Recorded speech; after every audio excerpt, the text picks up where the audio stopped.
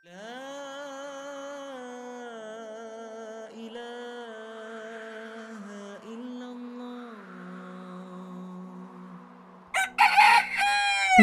পড়ে ফিরে আসার সময় বাজারে যেও দুপুরে রান্না করার জন্য বাড়িতে কিছু নেই, কিছু সবজি নিয়ে এসো আর সকাল সন্ধ্যা আয়াতুল কুরসি পড়তে হয়, ভুলে যেও না কিন্তু। ঠিক আছে, তুমি নাস্তার জন্য স্টিম বান বানাও। আল্লাহ হাফেজ। আজ খুব ঠান্ডা।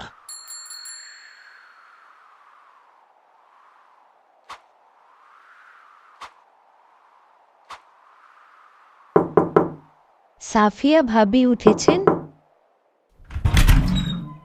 নাস্তা বানাচ্ছিলাম গো, কি হয়েছে? আর বইলেন না, নাস্তা বানাতে যেয়ে দেখি ইস্ট নেই। নোমান আর আরমিন একটু পরেই উঠে পড়বে। আপনার বাসায় কি ইস্ট আছে? হ্যাঁ হ্যাঁ আছে, একটু দাঁড়াও নিয়ে আসছি। নোমানের মা ইয়ে নেন। কাল আমাদের বাসায় যাইয়েন, দাওয়াত রইল। ঠিক আছে। এরপর মা আমাদের নাস্তার জন্য স্টিম বান বানানো শুরু করেছিল। স্টিম বান আমাদের দৈনন্দিন খাদ্য তালিকায় অন্তর্ভুক্ত। খেজুরের পাতলা গুড় নেবেন? খেজুরের পাতলা গুড়। খেজুরের পাতলা গুড়। মা, আমাকে খেজুরের পাতলা গুড় কিনে দাও না। শীতের দিনে আমার খেজুরের গুড় খেতে সবচেয়ে বেশি ভালো লাগে। মা, আমারও অনেক ভালো লাগে। ফা নোমানের মা ঘরে চাল আছে না? ওখান থেকে কিছু চাল বিনিময় করে বাচ্চাদের জন্য একটু খেজুরের পাতলা গুড় নিয়ে আসো। শীতকালে খেজুরের গুড় খেতে সত্যি ভালো লাগে। ঠিক আছে নোমান, তুমি বোতলটা নিয়ে আসো। আচ্ছা। আরমিন বাইরে যেয়ে একদম দুষ্টুমি করবে না। চাচা, চালের বিনিময়ে আমরা খেজুরের পাতলা গুড় পাবো নাকি? অবশ্যই পাবে। তাহলে আমাদের 1 কেজি চাল অনুযায়ী খেজুরের পাতলা গুড় দেন। একটু ভালো করে মেপে দিয়েন চাচা, গুড় বাচ্চাদের খুব পছন্দের। না মা, আমি ওজনে কম দিই না, অনেক দিনের ব্যবসা আমার। ভাই, আমি শুকনো মুড়ি খেতে পারছি না, আমাকে একটু খেজুরের পাতলা গুড় দাও না, মুড়ির সাথে খাবো। ঠিক আছে আপা, সমস্যা নেই, এই নেন, মুড়ির সাথে খান।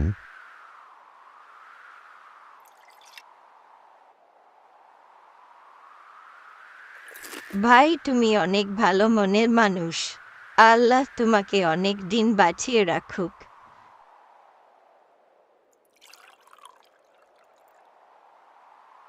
এই নাও মা। চাচা আসেন, আমাদের সাথে দুপুরের খাবার খেয়ে যান। না মা, আমাকে অনেক দূরে যেতে হবে খেজুরের গুড় বিক্রি করতে। ঠিক আছে চাচা। মা, আমাকে একটু খেজুরের পাতলা গুড় দাও না। এই নাও। আর একটু দাও না মা, এইটুকু তো দেখাই যাচ্ছে না। জীবনে কোনো দিন পাস্তার সাথে খেজুরের পাতলা গুড় খেয়েছো?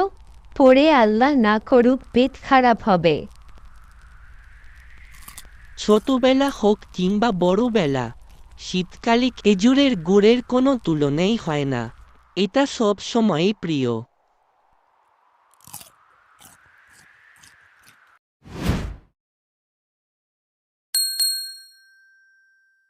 আর কখনো নিজের গ্রেড পরিবর্তন করবে? আমি তোমাকে মিথ্যা বলতে বলেছি?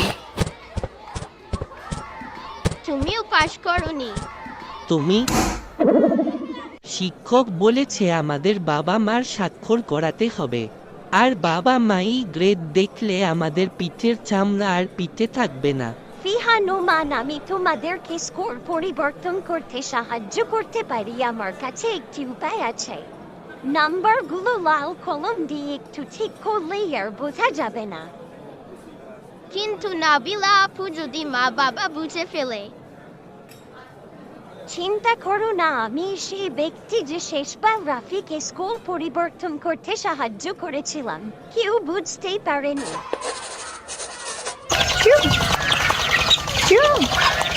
আরে ফিহা, দেরি হলো কেন?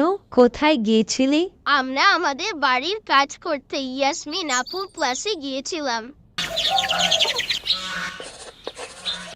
তোমরা দুজন পরীক্ষায় কেমন করেছ?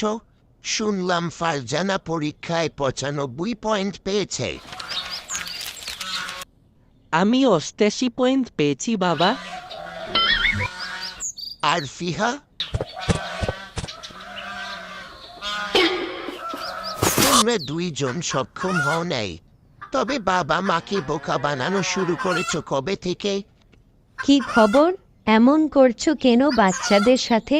ওরা আমাদের বোকা বানানোর জন্য পরীক্ষার খাতায় কি করেছো দেখো। নাম্বার কম পেয়েছো ঠিক আছে, পরের বার না হয় ভালো করতে, কিন্তু তোমরা গ্রেড পরিবর্তন করার সাহস পেলে কোথায়? আমরা তোমাদের ভালোভাবে পড়তে বলি কেন, বড় হলে বুঝবে। উঠানে বেঞ্চ নিয়ে যাও। মনে রেখো আজকে শাস্তি তোমরা কম স্কোরের জন্য পাচ্ছ না, বোকা বানানোর চেষ্টা করার জন্য শাস্তি পাচ্ছ। উঠানে বেঞ্চ নিয়ে যাও। আর কখনো নিজের গ্রেড পরিবর্তন করবে? আমি তোমাকে মিথ্যা বলতে বলেছি। বাবা মারা বন্ধ করো, বাবা মারা বন্ধ করো। আমি এটি পরিবর্তন করার আর সাহস করব না। তোর বয়স কত? 7 বছর, আর এখন এভাবে মিথ্যা বলা শিখেছিস? মা আমি ভুলছিলাম। দেখো নোমানের বাট প্রায় পিছুয়ে যাচ্ছে। রাফি চলো এখান থেকে চলে যাই, ওরা দেখে ফেললে লজ্জা পাবে। আর আমিও দিদি বুদ্ধি না দিলে ওরা এটা করতো না। তোমার এই বুদ্ধির জন্য আমার মাও আমাকে শেষবার বেত্রাঘাত করেছিল। বাবা আমি পরের বার এতে করার সাহস করব না। আমি কষ্ট করে পড়াশোনা করব। মা আমি ভবিষ্যতে ভালো গ্রেড পাবো প্রতিশ্রুতি। আহারে আমি আর এই বুদ্ধি কাউকে দিব না। হা হা হা, আমার চিন্তা হচ্ছে কয়েকদিন ওদের বুকে ভর করে ঘুমাতে হবে। বিঞ্চু বুঝতে পারবে না। যাও দুইজনই এখন হাত মুখ ধুয়ে পড়তে বসবে। ভবিষ্যতে যেন এরকম বোকা বানানোর চেষ্টা করতে না দেখি।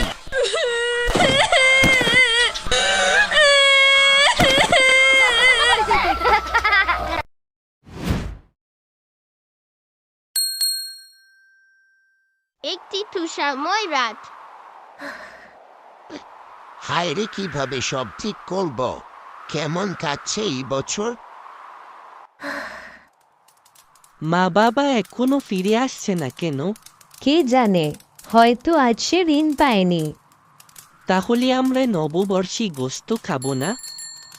ওই যে বাবা ফিরল মনে হয়। মামা আয়, আমার বাবাটা লম্বা হয়ে গেছে। হা হা। ভাই ভিতরে আয়, বাইরে ঠান্ডা। আগামীকাল কি 29 তারিখ না? আমাদের বাবা মাত্রে মিস করে। আমি নুমান আর আনমিনের জন্য কিছু গোস্ত এবং শস্য এনেছি। ঘরে নিয়ে যাচ্ছি। ভাই এত দেরি করলি কেন? খুব ভোরে রওনা দিয়েছিলাম। রাস্তাটি খুব পিচ্ছিল ছিল, তাই আমি সাইকেলটি ঠেলে হেঁটে হেঁটে এসেছি। আরে জায়ান ভাইকে দেখছি না যে?